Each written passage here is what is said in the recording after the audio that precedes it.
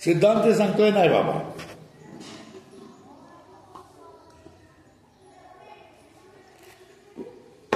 अधिष्ठान ज्ञानानेच सर्प आणि सर्पाचं ज्ञान.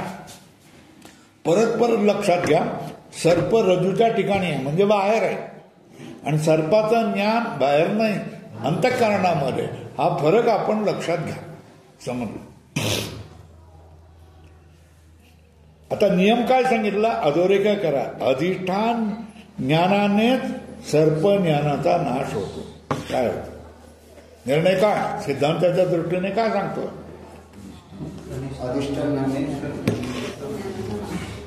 अधिष्ठान ज्ञानानेच काय होतं? हा, सर्प ज्ञानाचा नाश, हा निर्णय. आता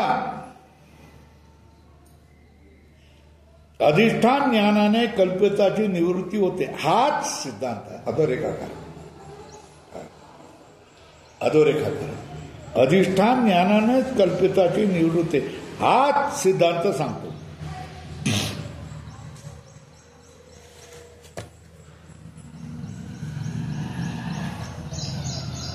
बोला.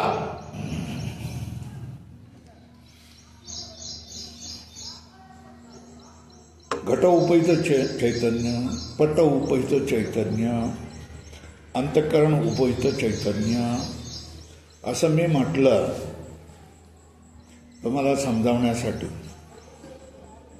तर मूळ चैतन्य एक आहेत का अनेक आहेत? एकच आहे.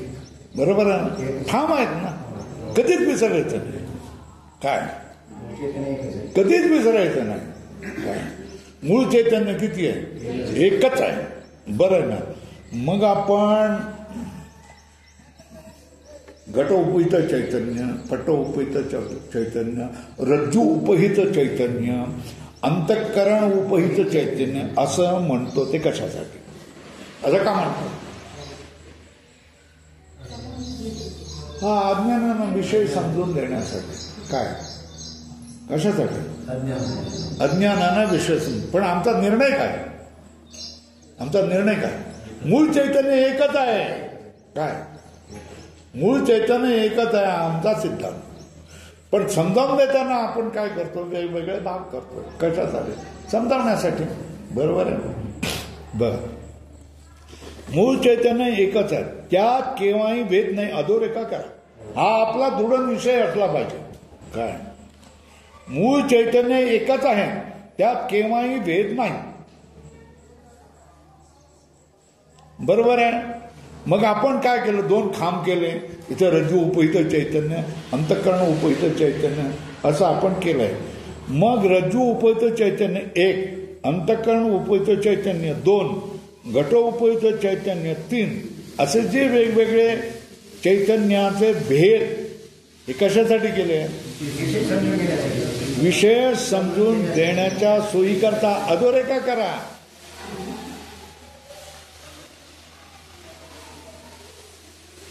है ना? हे भेद कशासाठी केलेले? विषय समजून देण्याच्या सोयी करता केलेले आहे.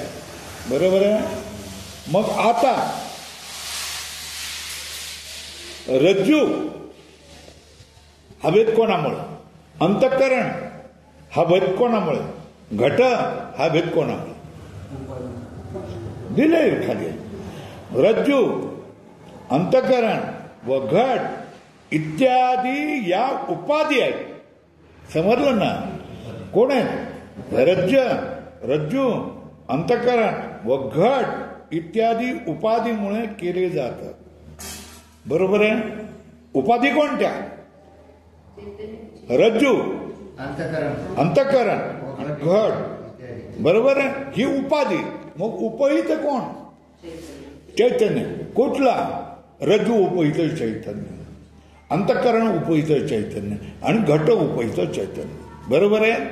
आणि ह्या कोण आहेत? उपाधी. आणि रज्जू उपहित चैतन्य, अंतःकरण उपहित चैतन्य, घट उपहित चैतन्य हे भेद मूळ चैतन्याचे आपण कशामुळे केलेले आहेत? तर उपाधीमुळे केले. तो उपाधी कोणत्या? रज्जू, अंतःकरण, घट वर लिहा उपाधी. उपाधीमुळे केले जातात. परत एकदा आपल्याला विसरलो असं तर अधोरेखा करा. मूळ चैतन्य स्वरूपात भेद नसतोच. डबल रेखा करा, अधोरेखा करा.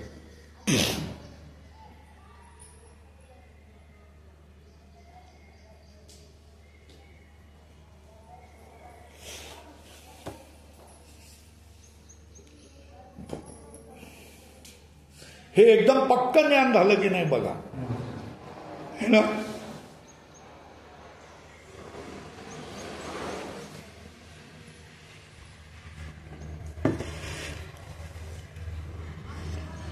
रज्जू उपहित चैतन्य, अंतःकरण उपहित चैतन्य आणि घट उपहित चैतन्य हे भेद कशामुळे होतात?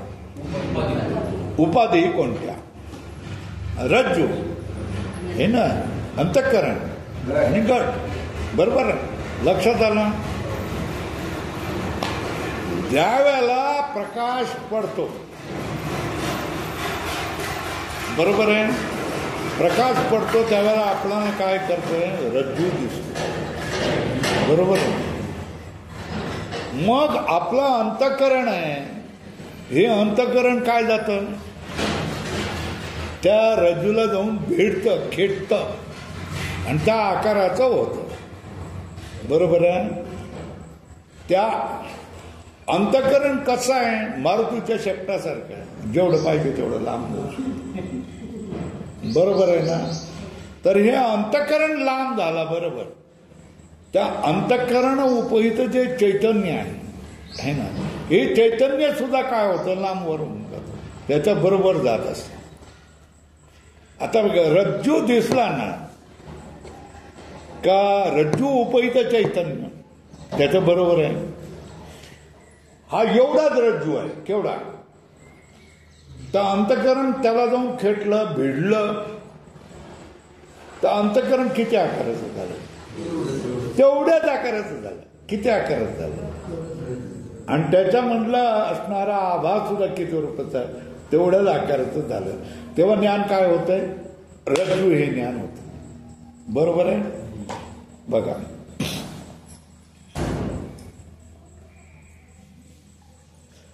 रज्जू ज्ञानकाली रज्जू अंतःकरणाची वृत्ती वेगळी आणि रज्जू वेगळा. पण ज्या वेळेला रज्जू आपण पाहतो त्यावेळेला दोन्ही एकच होतात. कोण एक होतात? रज्जू असं ज्ञान खाली, अंतःकरणाची वृत्ती रज्जू ती आकारवाली बनून जाते, रज्जूच्या आकारवाली बनत जाते. बरोबर आहे. दोन्ही. आता रज्जू ही उपाधी आहे ना, कशाची? रज्जू उपहित चैतन्याचं. हे आता समजलं पाहिजे, तुम्ही उत्तरही दिली पाहिजे. बरोबर आहे ना. आणि अंतःकरण ही उपाधी आहे, कशाची?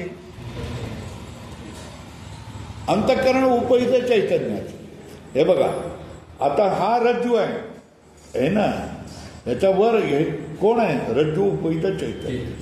आता ही कोण आहे? अंतःकरणाची वृत्ती. तेवढीच झाली है ना. मग अंतःकरण उपहित चैतन्य पण तेवढंच झालं की नाही? मग आता रज्जू उपहित चैतन्य आणि अंतःकरण उपहित चैतन्य दोन्ही एक झाली ना, एकदम दोन्ही एक झाली ना. काय समजतंय का? रज्जू आकार काय? अंतःकरणाची वृत्ती झाली. तर मग रज्जू उपहित चैतन्य आणि अंतःकरणाच्या उपाधीमध्ये पकडलं गेलेलं चैतन्य हे दोन्ही एकच झाले ना. कारण हे अंतःकरण केवढ्या आकाराचं झालं? जेवढ्या रज्जू तेवढ्याच आकाराचं झालं. केवढं अंतःकरण केवढ्या आकाराचं झालं? बरोबर आहे. मग रज्जूवर असलेलं चैतन्य केवढ्या आकाराचं झालं? रज्जूच्या आकाराचं है ना. मग अंतःकरण आणि रज्जू एक झाले. मग रज्जूवर असलेलं जे उपहित चैतन्य तेही कुठलं झालं? तेच झालं ना. मग आता हे चैतन्य आणि हे चैतन्य ह्याच्यामध्ये फरक राहिला का नाही राहिला? बरोबर आहे ना. फरक नाही राहिला ना, तेच सांगतो. म्हणजे रज्जुज्ञानकाली अंतःकरणाची वृत्ती रज्जू रूपच होते. दोन्ही उपाधी एकत्र झाल्यावर काय झाल्यावर, दोन्हीही उपाधी एकत्र झाल्याबरोबर त्यांचे अधिष्ठान चैतन्य मूळ एकच आहे ना. काय, दोन्ही उपाधी एकत्र झालं, त्यांचं अधिष्ठान चैतन्य कोण झालं, एकच आहे ना. सगळ्यांचं अधिष्ठान कोण आहे, ब्रह्म आहे ना. बरोबर आहे ना. अधिष्ठान चैतन्य मूळ चैतन्य एकच आहे. म्हणून रज्जुज्ञानकाली जे रूप रज्जू उपायित चैतन्य तेच अंतःकरण वृत्ती उपहित साक्षी चैतन्य असून तेही ज्ञात आहे. बरोबर आहे ना.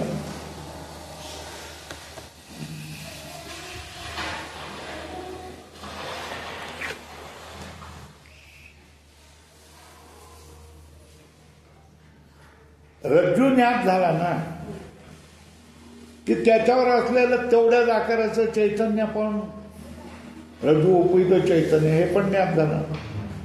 आता ह्या रज्जूच्या आकाराची कोण झाली, तेवढ्याच आकाराची, बरोबर तेवढ्याच आकाराची कोण झाली, अंतःकरण झाली है ना. अंतःकरण वृत्ती झाली. अंतःकरण वृत्ती तेवढ्याच आकाराची झाली. मग काय झालं की चैतन्य आहे आणि हे रज्जू उपहित चैतन्य अंतःकरण उपहित चैतन्य दोन्ही काय झाले, एकच आकाराचे झाले ना. झालं ना. मग रज्जू ज्ञात झाल्यानंतर अधिष्ठान चैतन्य, रज्जूचं अधिष्ठान ब्रह्मचैतन्य जे कोण चैतन्य असेल ते, आणि अंतःकरणाचं देखील अधिष्ठान चैतन्य कोण, ब्रह्मचैतन्य, हे दोनही काय झाले, एकच झाले. बरोबर.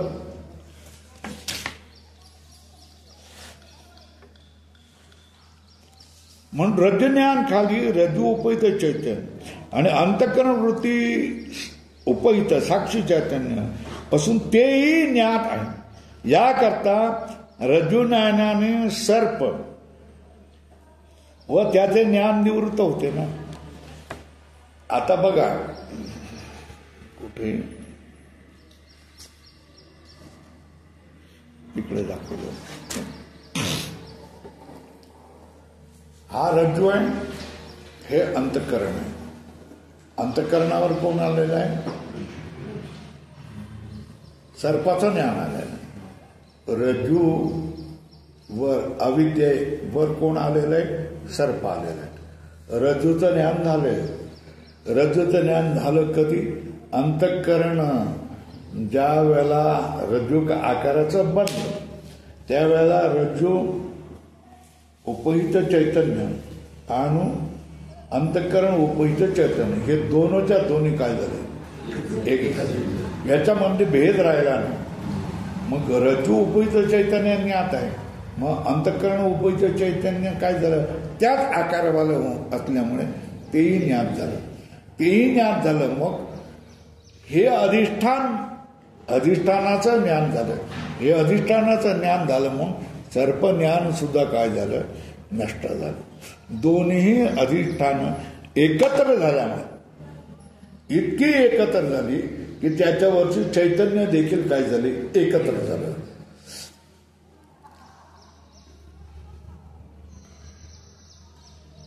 सर्पाचं अधिष्ठान रज्जू उपहित चैतन्य, सर्पज्ञानाचं अधिष्ठान अंतःकरण उपहित चैतन्य. पण रज्जू आणि अंतःकरणाची वृत्ती हे दोन्ही एक झाले. दोन्ही एक झाल्यामुळे त्यांच्या उपहित चैतन्य हे दोन्हीही पुन्हा एक झाले. आणि रज्जूला ज्ञान होताच काय झालं, हे उपहित चैतन्य झालं. त्याच आकारवाला कोण आहे, अंतःकरण उपहित चैतन्य, म्हणून त्याचंही ज्ञान झालं. त्याचं ज्ञान झाल्यामुळे काय झालं, सर्पज्ञान त्याच्यावर उभं राहिलेलं, ते सर्पज्ञानाचाही काय झाला, नाश झाला. परत एकदा सांगू का, हे रज्जूवर का अविद्या, अविद्या उपहित चैतन्य, उपहित चैतन्यावर काय झालं, अविद्या, अविद्यामध्ये काय झालं, सर्प झालं. ह्या रज्जूचा वर उभा असलेला सर्पाचा नाश कधी होईल, ज्या वेळेला अंतःकरण त्याला जाऊन खेटेल, बसल, बरोबर त्या आकारावाला होऊन जाईल. बरोबर आहे. त्यावेळेला रज्जू उपहित चैतन्य आणि अंतःकरण वृत्ती उपहित चैतन्य दोन्ही एक आकारवाले झाले, दोन्ही अभिन्न झाले. पण रज्जू ज्ञानामुळे रज्जू उपहित चैतन्याचं ज्ञान झालं. याचं ज्ञान झाल्यामुळे त्याची वर असलेली अविद्या नष्ट झाली. ती अविद्या नष्ट झाल्यामुळे सर्प नष्ट झाला. पण त्याच वेळेला काय झालं, रज्जू उपहित चैतन्य अंतःकरण उपहित चैतन्य दोन्ही अभिन्न झालेले आहे, एक झालेलं आहे. म्हणून अंतःकरण उपहित चैतन्य सुद्धा रज्जू उपहित चैतन्यामुळे अंतःकरण उपहित चैतन्य सुद्धा ज्ञात झालेलं आहे, ज्ञान झालेलं आहे. सर्प ज्ञानाचं अधिष्ठान काय होत्या अंतःकरण उपहित चैतन्य ते ज्ञात झालेलं आहे. कशामुळे ज्ञात झालेलं आहे, कारण रज्जू ज्ञान झाल्यामुळे रज्जू उपहित चैतन्याचं ज्ञान झालं. रज्जू उपहित चैतन्याचा एक आकारवाला अंतःकरण उपहित चैतन्य आहे. म्हणून अंतःकरण उपहित चैतन्य सुद्धा ज्ञात झालं. हे ज्ञात झाल्यामुळे अंतःकरणावर उपहित चैतन्यावर जी काही अविद्या होती ती अविद्या नष्ट झाली. आणि त्या अविद्येवर असणारे काय झाली सर्पज्ञान हे पण काय झालं नष्ट झालं.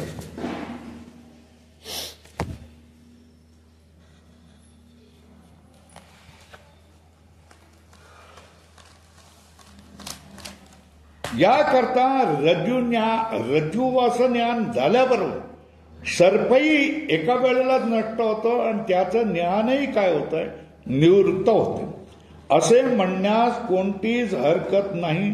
हे सिद्ध झाले.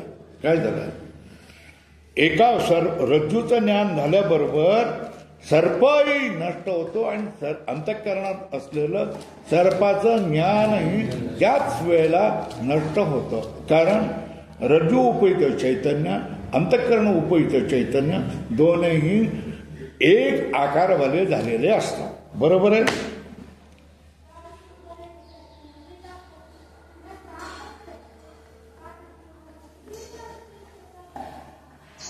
हे सिद्ध झाले. इथे काय करा, हे सिद्ध झाले नंतर पॅराग्राफ बदलायला सुरू करा. ही एक काय केलं त्यांनी, हा एक पक्ष आहे. काय हा एक पक्ष काय झाला, रज्जूचं ज्ञान झाल्याबरोबर रज्जूला अंतःकरण वृत्ती त्या आकाराची झाल्याबरोबर रज्जू उपहित चैतन्य अंतःकरण उपहित चैतन्य एक आकारावाले होतात. रज्जूचं ज्ञान झाल्याबरोबर सर्प काय होतो नष्ट होतो. त्याच वेळेला रज्जूच्या उपहित चैतन्याचा आकारवाला कोण होत आहे, अंतःकरण उपहित चैतन्य होतं. रज्जूचं ज्ञान झाल्यावर अंतःकरण उपहित चैतन्याचं ज्ञान होतं. त्या ज्ञानावर आधारलेलं रज्जूचं ज्ञान आहे. ते रज्जूचं ज्ञान हे त्याच वेळेला काय होऊन जातं नष्ट होऊन जातं. ही एक पद्धत सांगितलेली आहे, एक पक्ष सांगितलेला आहे. आता बघा हे सिद्ध झालं. मध्ये काहीतरी अवांतर जास्त थोडंसं सांगतात, नंतर दुसरा पक्ष होईल. बरोबर आहे. मी काय सांगितलेलं आहे, प्रवास करताना मध्ये वैराण प्रदेश असतो, त्याला काय करावं लागतं, सहन करावं लागतं. प्रवासामध्ये एखाद्या वेळेला अत्यंत विपरीत गावात अत्यंत शत्रू असणाऱ्या गावामध्ये किंवा रात्रीच्या वेळेला आपल्याला प्रवेश करावा लागतो. तिथे आपल्याला काहीच माहीत नसतं आणि तरीही आपल्याला ती भीत किंवा कशी तरी रात्र घालवावी लागते. बरोबर आहे. तसंच या ठिकाणी आहे. बरोबर. आता सांगतात अंतःकरण त्याची विषय देशापर्यंत जाणारी वृत्ती आणि त्या वृत्तीमध्ये असणाऱ्या चैतन्याचा आभास या सर्वांचे प्रकाशन करणारा जो चैतन्य मात्र त्या शास्त्रकार साक्षी असे म्हणतात. आणि तो नित्य प्रकाशित म्हणजे ज्ञानरूपच असतो. याच्यासाठी तुम्हाला एक आकृती काढावी लागेल. बरोबर आहे ना.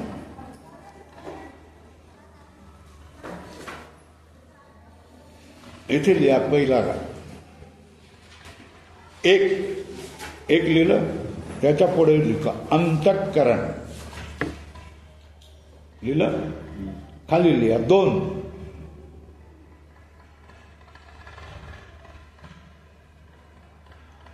अंतःकरणाची विषयाकार वृत्ती. 2 झाले. त्याच्या खाली लिहा 3.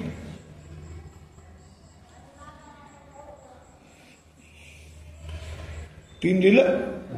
खालचा 3 लिहा. अंतःकरण वृत्तीमध्ये असणाऱ्या चैतन्याचा आभास.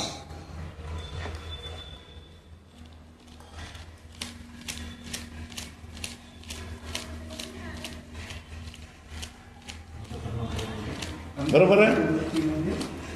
अंतःकरण वृत्तीमध्ये असणारा चैतन्याचा आभास. 3 गोष्टी झाल्या.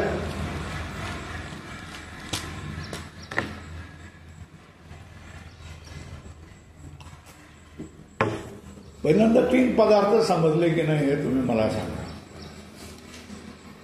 पहिलं कोण आहे? अंतःकरण. बरोबर आहे. हे माझं अंतःकरण आहे हे तुम्हाला समजतं. माझ्या अंतःकरणामध्ये राग आहे म्हणता की नाही? म्हणजे तुम्ही अंतःकरण तुमचा प्रकाशित होतो. बरोबर आहे. आता हे अंतःकरण कसं आहे? हे अंतःकरण परिणामाला प्राप्त होणार आहे मारुतीच्या शेपटाप्रमाणे. बरोबर आहे. ज्याचं ज्ञान करायचं आहे त्याच्यापर्यंत हे अंतःकरण जातं. कोणामधून? डोळ्यामधून, इंद्रियाच्या द्वारामधून हे जातं. जातं आणि तेवढंच असं पसरलेलं राहत नाही. तर जेवढी ती वस्तू आहे तेवढाच आकारवाला बनतं. बरोबर आहे. दुसरा पदार्थ समजलं. पहिला कोण? अंतःकरण. दुसरा अंतःकरण वृत्ती, विषयाकार. विषयाचा आकार झालेली अंतःकरणाची वृत्ती. झालं. आता अंतःकरण वृत्ती म्हणजे ट्रॅक्टर आहे ना, सांगितलेलं किती वेळेला सांगितलं. आणि त्याच्यामध्ये असणारा जो आभास आहे ना, हे हेडलाईट आहे. बरोबर आहे ना. तर आता तिसरा पदार्थ लिहिलाय ना. काय लिहिलंय ना? अंतःकरण वृत्तीमध्ये असणारा चैतन्याचा आभास. चैतन्य नव्हे, चैतन्याचा आभास. 3 पदार्थ समजले की नाही मला सांगा. 1 अंतःकरण. 2 अंतःकरणाची वृत्ती जी विषयाकार झालेली आहे. 3 त्या विषयाकार वृत्तीमध्ये असणारा कोण आहे? आभास, चैतन्याचा आभास. हे 3 पदार्थ. हे 3 पदार्थ आहेत. यांना प्रकाशणारा कोण? हे 3 पदार्थ असं सांगणारा कोण? यांना नावं ठेवणारा कोण? तर लिहा. काय याच्या बाजूला हे केलं ना, 1 2 3 पदार्थ लिहिले ना, त्याला असा कंस काढा आणि असा एक बाण करा. लक्षात येतं का? 1 2 3 पदार्थ केलं ना, त्याला असा एक कंस करा. असा केला मग त्याच्या इथून इकडे बाण काढा आणि इकडे लिहा. काय लिहिणार?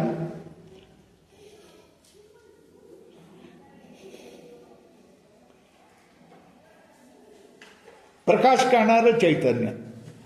या तिघांना प्रकाश करणारं चैतन्य म्हणजे साक्षी. कोटकामध्ये लिहा साक्षी.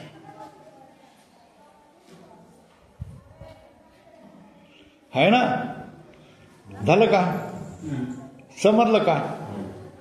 हे 3 पदार्थ आहेत. कोण? अंतःकरण, अंतःकरणाची वृत्ती, अंतःकरणाच्या वृत्तीमध्ये असणारा आभास, चैतन्याचा आभास. हे 3 पदार्थ. या 3 पदार्थांना प्रकाशित करणारा कोण? जे प्रकाशित करणारं चैतन्य, त्याला साक्षी चैतन्य शास्त्रकार म्हणतात. कोण? साक्षी. साक्षी कोणाला प्रकाशित करतो? अंतःकरणाला, अंतःकरणाच्या वृत्तीला, अंतःकरणामध्ये असणाऱ्या चैतन्याच्या आभासालाही काय करतो? साक्षी चैतन्य काय करतो? प्रकाशित करत असतो. वेळाकडे तुम्ही लक्ष द्यायचा. माझ्या समोर काही घड्याळ नाही. त्याला काय म्हणतात? या साक्षी चैतन्याला काय म्हणतात? नित्य. तो नित्य प्रकाश, सूर्यासारखा प्रकाश. त्याच्या प्रकाशामध्ये जे येतील त्याला प्रकाशित करत.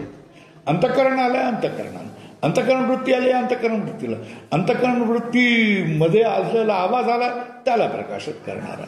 ते कसं आहे चैतन्य? नित्य आणि ज्ञानरूप असा. लिहिलं का खाली? कुठे? साक्षीच्या खाली. साक्षी कसा असतो? नित्य आणि कसं? ज्ञानरूप. आता इथे सूर्यासारखं काय काढा, चित्र काढा कुठेही, म्हणजे तुमच्या कुठल्या बाजूला काढता हे बघा.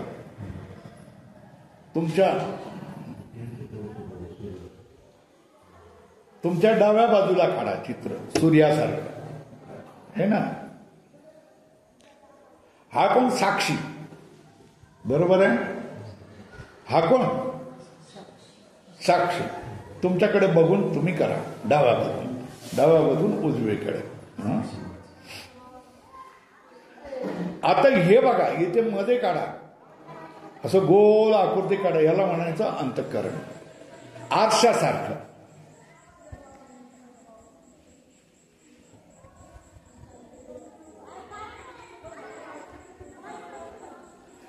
हे आरसा समोर धरला ना, मग तुमचं प्रतिबिंब त्याच्यामध्ये पडणार की नाही? अंतःकरण हा आरसा आहे, दर्पण आहे, आणि त्याच्यामध्ये कोणाचं प्रतिबिंब पडणार? साक्षीचं, है ना? अंतःकरणामध्ये जे प्रतिबिंब पडलेलं आहे त्याचं नाव ठेवलेलं आहे परत. काय? आभास. होय, बरोबर आहे ना? आता हे पडलेलं वृत्तीमध्ये पडलेलं प्रतिबिंब वेगळं आहे आणि अंतःकरणामध्ये प्रतिबिंब पडलेलं वेगळं आहे. बरोबर आहे? हा कोण आहे? चैतन्य, साक्षी, साक्षी चेता, है ना? हे कोण आहे? दर्पण. दर्पण म्हणजे कोण? अंतःकरण. ह्या अंतःकरणामध्ये कोण पडलं? याचं प्रतिबिंब. आता या प्रतिबिंबाचं, याचं नाही, याचं नाव काय? साक्षी.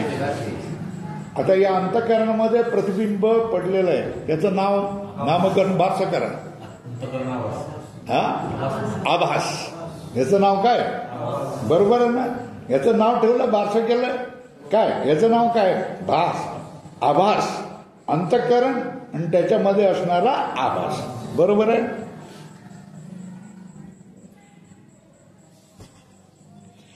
ते आता बघा, 1 नंबर मध्ये बघा, अंतःकरणात आत्म्याचे म्हणजे साक्षीचे प्रतिबिंब होते, है ना? त्यास आभास म्हणतात. वर थोडस एक पंक्ती लागली ती समजा. हे पंचदशी ग्रंथात कूटस्थ दीप मध्ये, कशामध्ये? पंचदशी ग्रंथात कूटस्थ दीपामध्ये विद्यारण्य स्वामीने याला चांगले सांगितलेले आहे. ते असे अंतःकरणात आत्म्याचे म्हणजे साक्षीचे प्रतिबिंब होते, त्याला काय म्हणायचं? आभास. झालं, एक आभासाचा परिचय झाला तुमचा.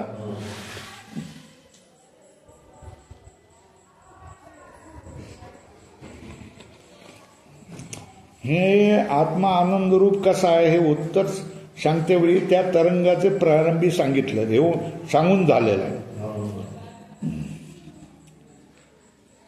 आता हे लक्षात येते का? हा कोण? साक्षी चैतन्य. त्याच्यामध्ये कोण आलेलं आहे? हे अंतःकरण. अंतःकरण दर्पणासारखं. या दर्पणामध्ये प्रतिबिंब पडलेलं आहे. कोणाचं? साक्षीचं. याचं नाव काय? आभास. आता या दोघांना पकडा. कोणाला? अंतःकरण आणि अंतःकरण आभास. त्याला काय म्हटलं बघा? आभास सहित अंतःकरणाचं नाव प्रमाता. लिहा. तिथे जी आकृती काढली आहे ना, त्याच्यामध्ये लिहा आभास अधिक अंतःकरण बरोबर प्रमाता. आलं लक्षात? काय?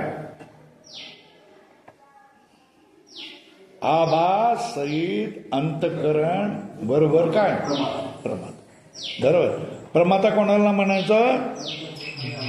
साक्षी चेताला नाही म्हणायचं, अंतःकरणाला म्हणायचं नाही, नुसतं एकट्या आभासालाही म्हणायचं नाही. मग प्रमाता कोणाला म्हणायचं? अंतःकरण आणि त्याच्यामधला असणारा आभास. या या समुदायाचं नाव काय? प्रमाता. बरोबर आहे. चला, प्रमाता म्हणतात 2.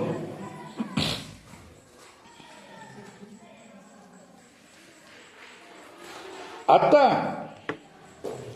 अंतःकरणामध्ये कोण आला? आवाज ना. आवाज म्हणजे हेडलाईट आणि अंतःकरणाची वृत्ती म्हणजे ट्रॅक्टर. ट्रॅक्टर बाहेर गेला प्रदेशामध्ये आपलं गॅरेज सोडून, तर त्याच्याबरोबर हेडलाईटही जाणार ना. बरोबर आहे ना. मग अंतःकरणाची वृत्ती इंद्रियामधून बाहेर निघून विषयाकारा झाली, लांबट झाली, तर मग तुमचा आवाज देखील लांबट झाला ना. बरोबर आहे ना. बघा, अंतःकरण या आवाजसहित अंतःकरणाची वृत्ती इंद्रियाद्वारा बाहेर निघून घटादी विषयापर्यंत जाते. त्या अंतःकरण वृत्तीस प्रमाण म्हणते. तर प्रमाता झाला ना. प्रमाता कोण? आवाज, याचं नाव बरोबर आहे ना. आता जी आवाज सहित अंतःकरणाची वृत्ती विषयाकारा होते तिला म्हणतात प्रमाण. काय म्हणायचं?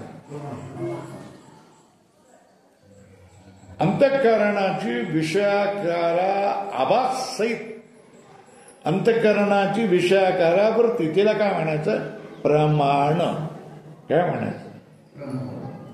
अंतःकरण विषयाकारा आवाज सहित अंतःकरण विषयाकारा होणं, अंतःकरण वृत्ती विषयवाली बनणं, त्याच्याबरोबर काय हेडलाईटही त्या, जसा त्याने ट्रॅक्टर त्याच्याबरोबर होतो, त्या प्रदेशामध्ये जातो, हेडलाईटही त्या प्रदेशाभोवती फिरतो, तेव्हा का जे होतं तसाच तऱ्हेने अंतःकरणाची वृत्ती विषयाकारा झाली.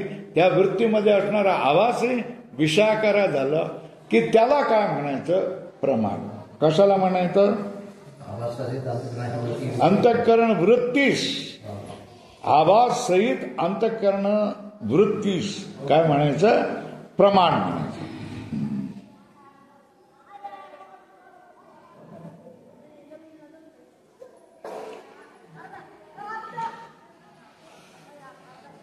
अंतःकरण वृत्ती प्रमाण आहे ना. साबास, अंतःकरण वृत्ती म्हणजे प्रमाण झालं ना.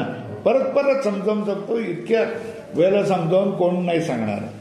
साबास, अंतःकरण वृत्ती म्हणजे प्रमाण. बरोबर ना. आता या प्रमाणाचा जो विषय असेल ना, घट पट, आता मोबाईल, रुमाल, पंखा, याला म्हणतात प्रमेय. काय म्हणतात? बरोबर आहे. काय त्याप्रमाणे घटादी पदार्थाचे ज्ञान होते.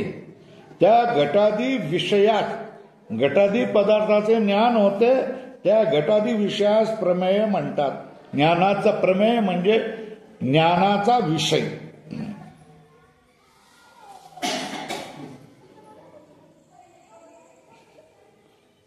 इथपर्यंत झालं ना.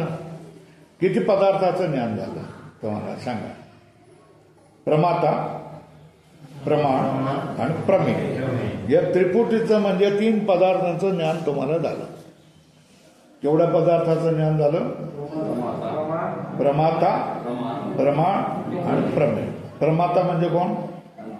विसर्जन, अंतःकरण आणि त्याच्यामध्ये असलेला चैतन्याचा आवाज, याला काय म्हणायचं? आता प्रमाण कशाचं म्हणायचं? साभास, आवाज सहित अंतःकरणाची वृत्ती, विषयाकारा झालेली अंतःकरणाची वृत्ती, याला काय म्हणायचं? प्रमाण. बरोबर आहे. आता ही अंतःकरणाची वृत्ती आणि आवाज तो विषयाकार झालं, नंतर त्याचं ज्ञान होतं. काय ज्ञान होतंय? हा मोबाईल आहे. काय ज्ञान होतं? हे ज्ञान होतं ना. या ज्ञानाचा विषय त्याला काय म्हणायचं? प्रमेय. काय म्हणायचं? 3 पदार्थ ज्ञान झालं. प्रमाता, प्रमाण आणि प्रमेय या 3 विषयाचं ज्ञान झालं ना तुम्हाला, है ना. आता पुढे बघा.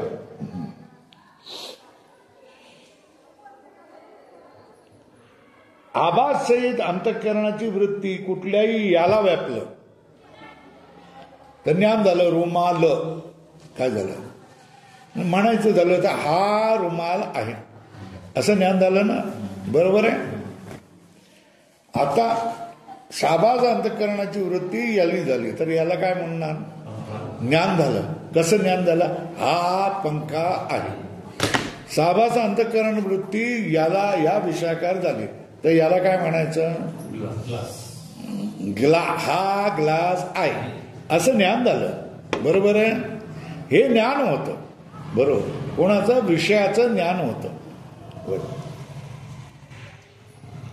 तर आता शाबाज अंतःकरण वृत्ती घटाधिकास व्यापते तेव्हा प्रथम कुठलं ज्ञान होतं? घट आहे. हा लिहा पाहिजे तर हा घट आहे एवढेच ज्ञान होते. ह्याला म्हणतात प्रथम ज्ञान. 1 नंबर द्या.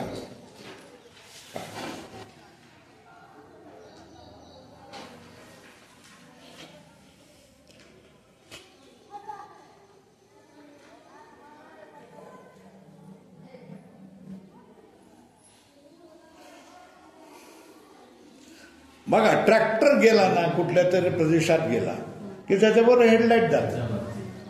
मग जिथे गेला त्या प्रदेशामधल्या सगळ्या वस्तूचं ज्ञान होतं की नाही? कारण सगळ्या वस्तूवर तो प्रकाश पडत जातो आणि सगळ्या वस्तूचं ज्ञान होतं. तशाच तऱ्हेने अंतःकरण लांबलं जाऊन इंद्रियातून बाहेर पडून ज्या वेळेला कुठल्याही विषयाकाराचं होतं अंतःकरण वृत्ती त्याच्यामधला आभास सुद्धा त्या आकाराचा होऊन जातो आणि तो आभास चैतन्य असल्यामुळे पटकन आपल्याला म्हणतो हा घट आहे, हा पट आहे, हा मठ आहे, हे ग्लास, हा रुमाल, हा मोबाईल, हे पुस्तक, हे टेबल, हे जमीन, ही सगळी ज्ञान पटापटा आपणाला व्हायला लागतं आहे ना. तर ज्ञान होण्यासाठी काय व्हावं लागतं? घटाकारा वृत्ती व्हावी लागते. विषयाकारा वृत्ती व्हावी लागते. काय होतं? विषयाकारा वृत्ती झाली की विषयामधला आवाज त्याच आकाराचा होतो आणि पुन्हा तो विषय म्हणून अशा तऱ्हेने ज्ञान. तर पहिल्यांदा ज्ञान होतं कुठलं? घट आहे एवढेच ज्ञान होते. बरोबर आहे. आता हे ज्ञान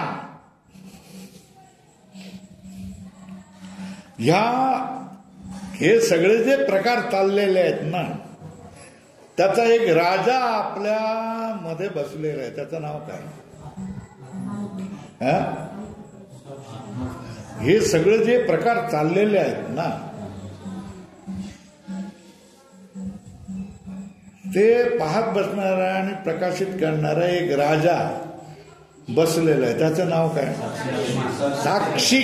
लक्षात ठेवा. तर हे सगळे प्रकार कशासाठी चाललेले आहेत?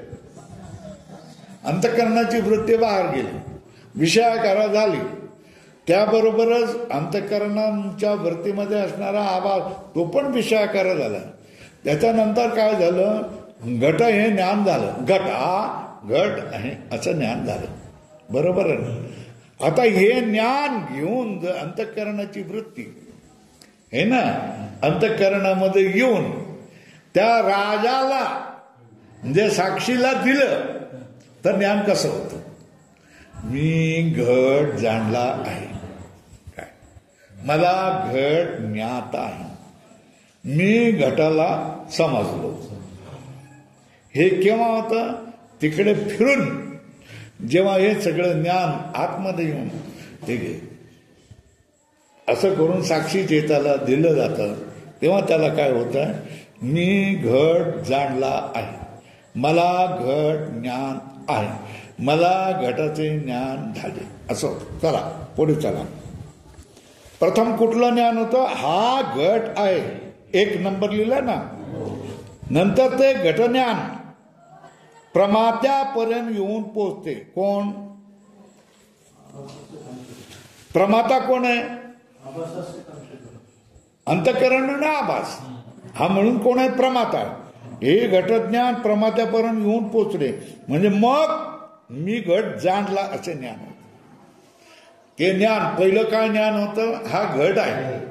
हे घटज्ञान पोचून कोणापर्यंत आलं? प्रमात्यापर्यंत. प्रमाता म्हणजे कोण? अंतःकरण आणि कोण? त्याच्यामधला आवाज. या दोघांचं ज्ञान काय आहे? प्रमाता. त्यावेळेला तो का म्हणतो मी घट जाणला. बरोबर आहे. समजलं का नाही समजलं मला सांगा. पहिलं ज्ञान होतं हा घट आहे. दुसरं ज्ञान होतं मी घट जाणला. बरोबर आहे ना. जोपर्यंत काय होतं ज्या वेळेला अंतःकरण लांब होऊन पुढे जातं आणि त्या विषयाकारा होतं आणि त्याच वेळेला काय त्याच्यामधला आभास पण विषयाकारा होतं त्यावेळेला त्यावेळेला ज्ञान काय होतं तो मोबाईल घट ग्लास हे ज्ञान त्याच वेळेला होतं.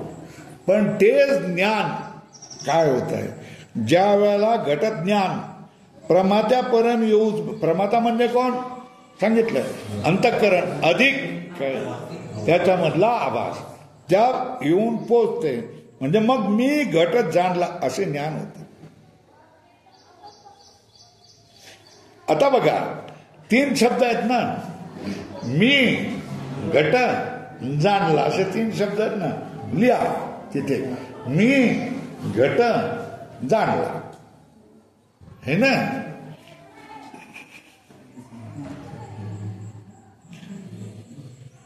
आता या वाक्यात मी शब्दाचा अर्थ कोण आहे. मीच्या वर लिहा ज्ञाता आहे ना. आता घट हा दुसरा शब्द आहे ना है ना. वर लिहा ज्ञेय आणि जाणला असं म्हणतं त्याच्या वर लिहा ज्ञानरूप क्रिया झाली. या ठिकाणी 3 गोष्टी आल्या ना. ज्ञाता ज्ञेय आणि ज्ञान या त्रिपुटीचे प्रकाशन होते.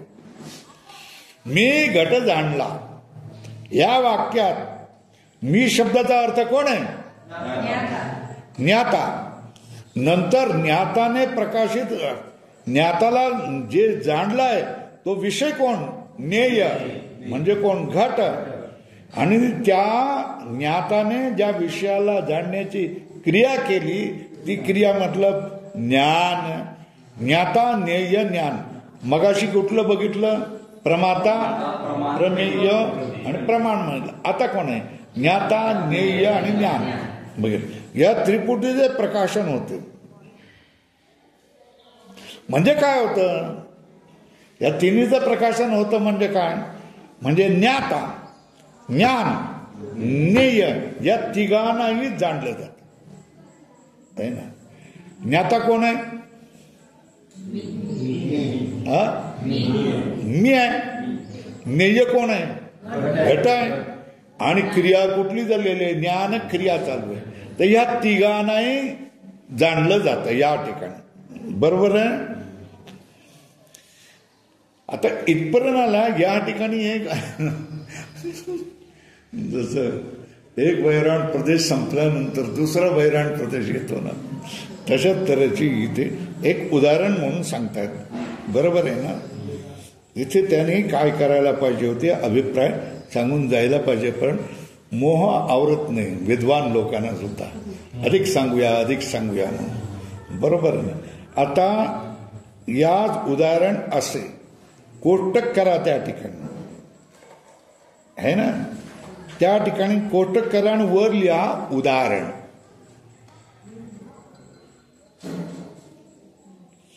आता कंदील हा तुम्ही पाहिलात का नाही पाहिलात. तुम्ही पाहिलात ना कंदील. तुमच्या लहानपणात बालपणात होता का कंदील. नाहीतर आजच्या मुलांना तर कंदील म्हणजे काय प्रश्न पडतो. तर आपण सगळ्या जणांनी मला वाटतं कंदील त्याच्यानंतर ती वर चिमणी असलेली आपण पाहिलेलं आहे. हे डबडा एक एवढी अशी असणारी तेही पाहिलेलं आहे. हे आपण सगळ्यांनी तुम्ही काय आम्ही पाहिलेलं आहे. तुम्ही नंतरच आहेत मी अगोदरच आहेत पण आम्ही हे सगळं पाहिलेलं आहे आणि सगळं भोगलेलं आहे. आणि त्याच्यामध्ये सुद्धा काही त्रास नव्हता. वीज गेली की आपल्याला किती चरपडतो की नाही. काय चरपडणं वगैरे नव्हतंच. रात्रीच्या वेळेला काय करायचं चिमण्यामध्ये थोडंसं रॉकेल घालायचं हे झालं रात्र झाली पहा. बरोबर. तिथे चढपडणं शिव्या घालणं विद्युत मंडळांना वगैरे. आत्ताच यांना काय झालं रे ते रमजानच्या वेळेला चाललं काही करत नाही आमचा सण आला हे सगळं काही राहत नाही. बरं त्या काळाला जीवन अगदी कसं सोपं साधं सरळ आणि आनंदाचं होतं. काही अडचण नाही. चरफडणं वगैरे काही नाही, फक्त रॉकेल संपली तर अडचण व्हायचं. पण तशी चतुर माणसं काय रॉकेल भरपूर आणून ठेवायचं, 1 बाटली 2 बाटली की चालायचं, महिनाभर चालायचं काम झालं. तर आता कंदिलाचं उदाहरण देत आहे.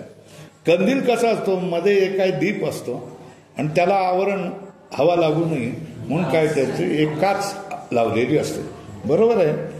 कंदिलास काच असते.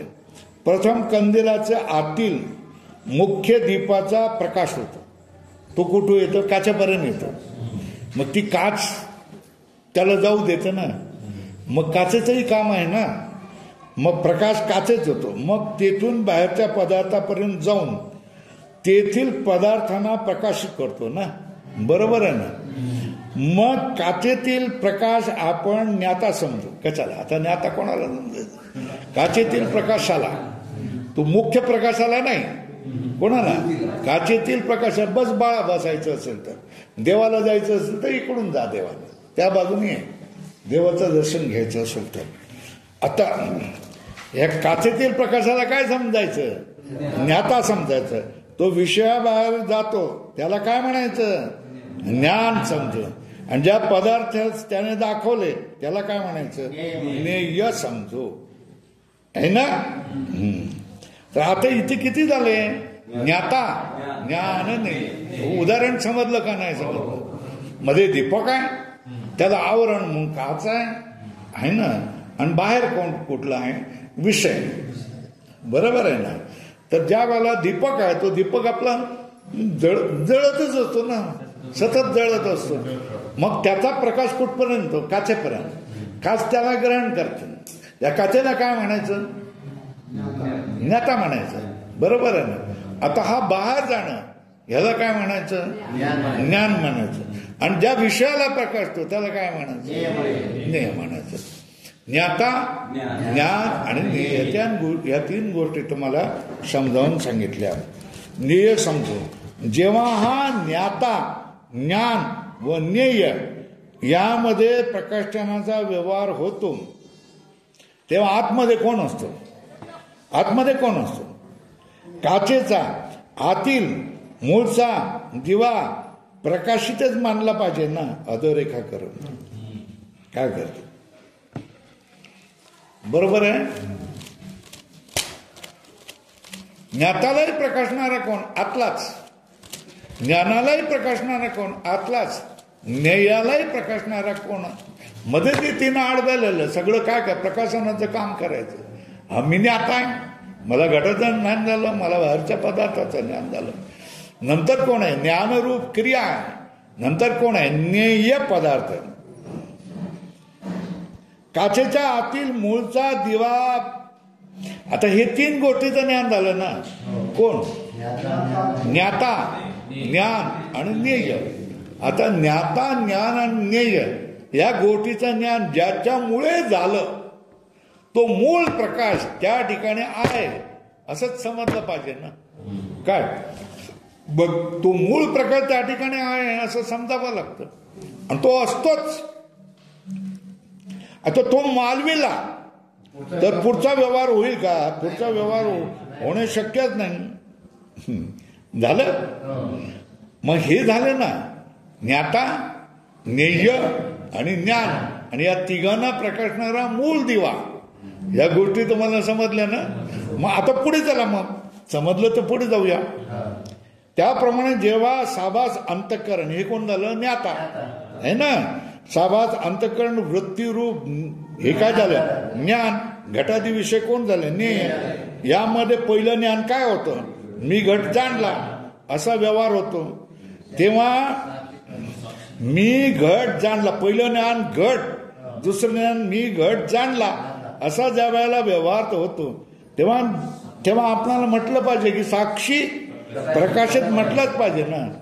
साक्षी असल्याशिवाय हे ज्ञान मी घट जाणला हे ज्ञान होणंच शक्य नाही, बरोबर आहे ना. त्यामुळे साक्षी आतमध्ये आहेच, आणि त्या साक्षीला आपण जाणलेला अगोदरच जाणलेला असं म्हटलं पाहिजे.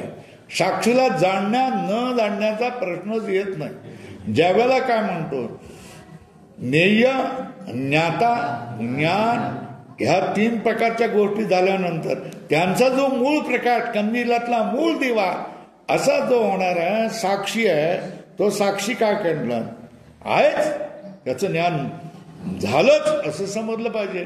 तो अज्ञात कधी राहत नाही, कारण तो नित्य आहे आणि नेहमी सगळ्या वस्तूंना प्रकाशित करतो, म्हणून तो ज्ञातच आहे असं म्हटलं पाहिजे. साक्षीला जर आपण अज्ञात मानला ना, तर तुम्ही कंदिलातला दिवा मालवला असं समजा.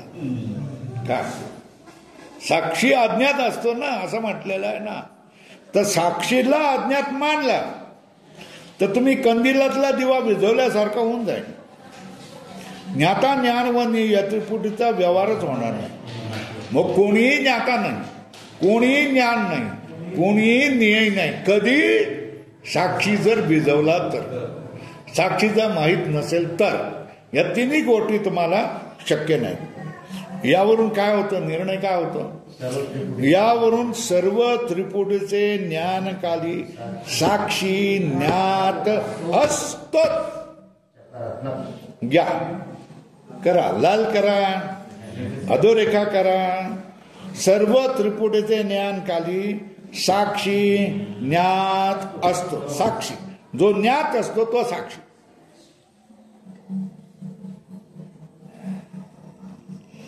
रज्जूकाली साक्षी ज्ञात आहे ना, है ना. ज्या वेळेला रज्जू हे ज्ञान होतं त्यावेळेला काय होतंय, साक्षी ज्ञान होतंय. रज्जू सर्पाचं ज्ञान होतं त्यावेळेलाही काय होतं, साक्षी असतोच. सगळी ज्ञान होतात त्यावेळेला काय असतो, साक्षी. रज्जू ज्ञानकाली साक्षी ज्ञात आहे हे सिद्ध झाले आणि तो साक्षी सर्पज्ञानाचे अधिष्ठान आहे ना.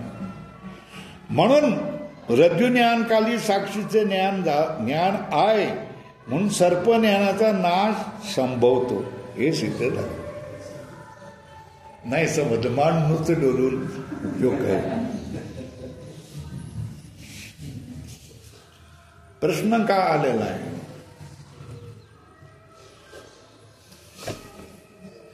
की रज्जूचं ज्ञान झालं आहे ना, तर त्याच्या उपहित चैतन्याचं ज्ञान तुम्हाला होतं, बरोबर आहे ना. त्याचं ज्ञान तुम्हाला झालं की मग त्याच्यावर असलेली अविद्या नष्ट होते. ती अविद्या नष्ट झाली तर अविद्येचा परिणाम आहे सर्पही जातो, बरोबर आहे. आता सर्प जातो, हा सर्प जो गेला हा कल्पित अनिर्वचनीय आहे. कशामुळे गेला, तर अधिष्ठान ज्ञानामुळे. रज्जू उपहित चैतन्याचं ज्ञान झालं, त्याच्यामुळे काय झालं, तो ज्ञान झालं. प्रत्येक कल्पित पदार्थाचं ज्ञान कशामुळे निवृत्त होतं, अधिष्ठानाने काय होतं, निवृत्त होतं, बरोबर आहे. कल्पित पदार्थाचं ज्ञान कशाने निवृत्त होतं, अधिष्ठानाने निवृत्त होतं, बरोबर आहे. तर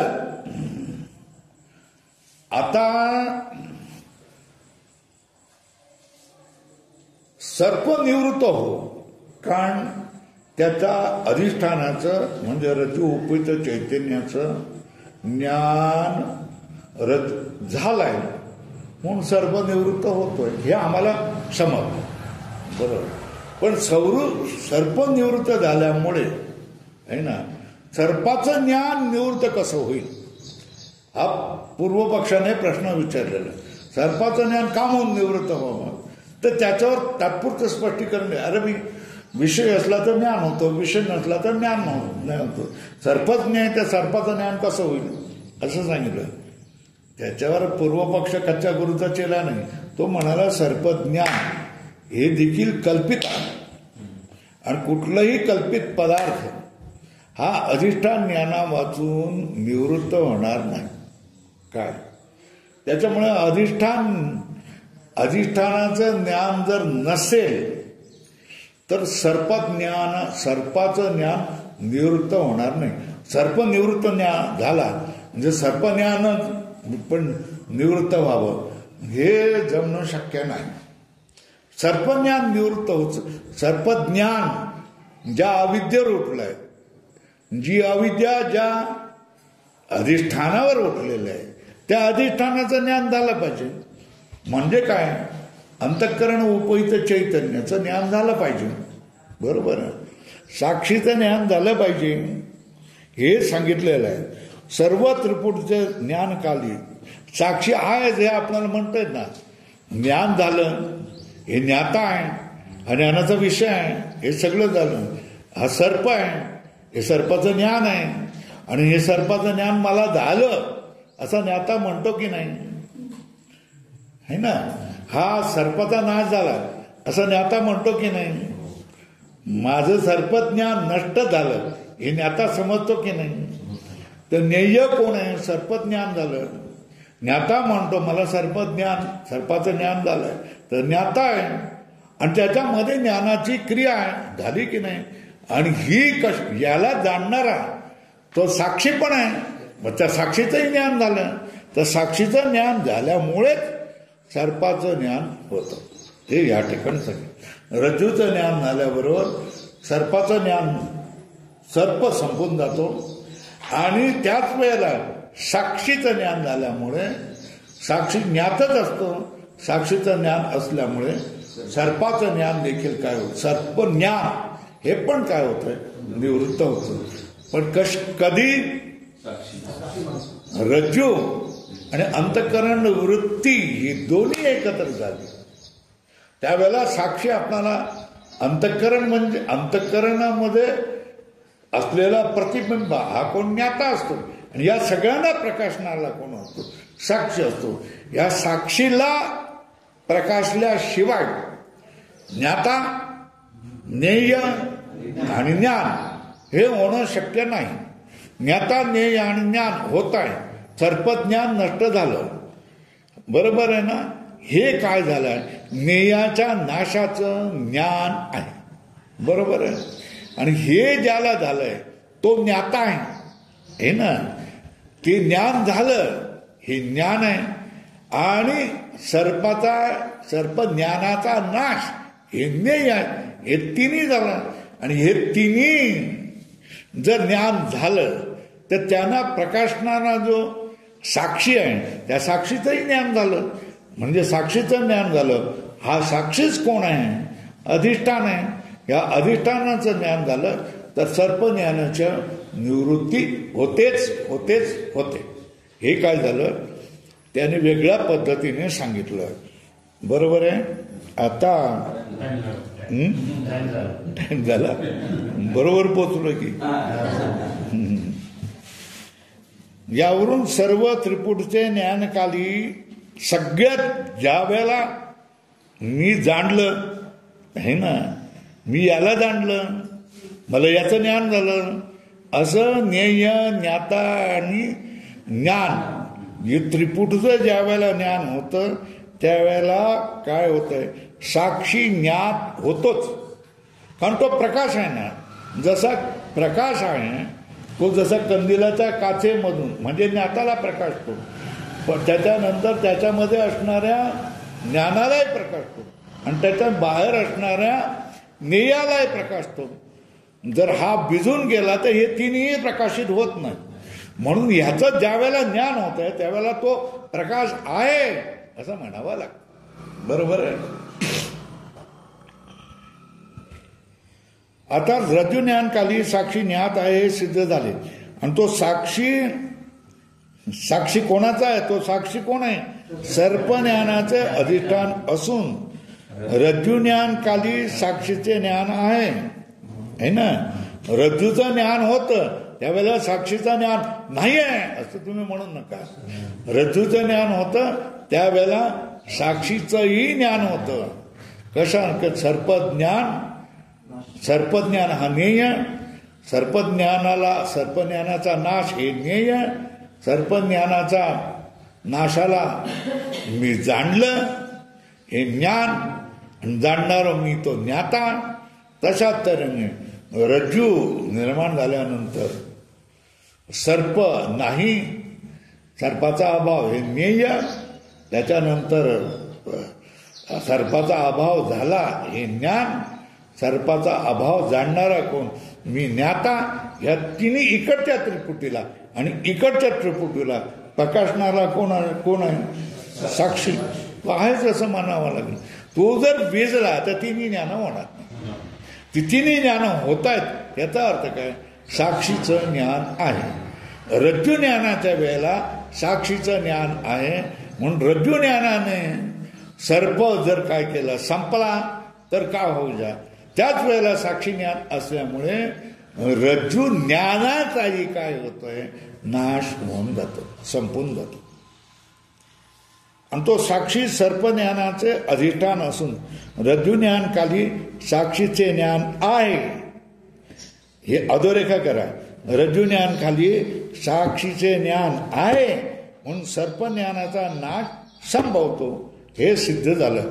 इथे कंस काढा. मगाशी पंचदशी ग्रंथात कुटस्थ दीपामध्ये विद्यारण्य स्वामीने सांगितलं. हे अवांतर गोष्ट आलेली आहे. पंचदशी मध्ये विद्यारण्य स्वामीने या संबंधी काय सांगितले आहे कुटस्थ दीप प्रकरणात हे एवढंच सांगितलेलं आहे. याचा खरं म्हणजे याच्याशी काही संबंध नाही, पण हे अधिक स्पष्ट होण्यासाठी हे ज्ञान दिलेलं आहे. तेव्हा ह्याला कोसात टाकलं का? आणि पंचदशीमध्ये कुटस्थ दीप प्रकरणात हे आहे. सर्प व सर्पज्ञान यास एकच अधिष्ठान असण्याबद्दल शंका आणि समाधान याला पुढच्या वेळेला आपण करू. बरोबर.